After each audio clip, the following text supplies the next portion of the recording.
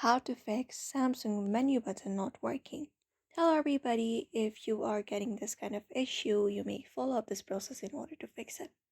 First thing first is head over to your settings, and then once you head over to settings, you may look out for the display section, and then scroll down and look for this navigation bar option, and then ensure that you have selected the first option, buttons, because if you have not selected that, it won't show your buttons on your navigation bar.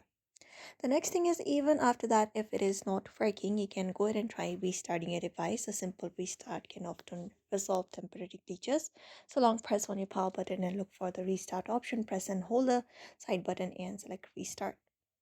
After that, check for software issues. So head over to your settings and then scroll down, look for software update, and ensure your Samsung device is running on the latest version of your Android.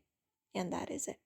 You can also clear cache, or sometimes that can resolve issues related to the recent app buttons.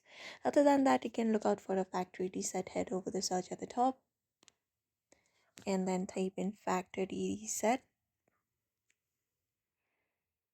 and then look for factory data reset.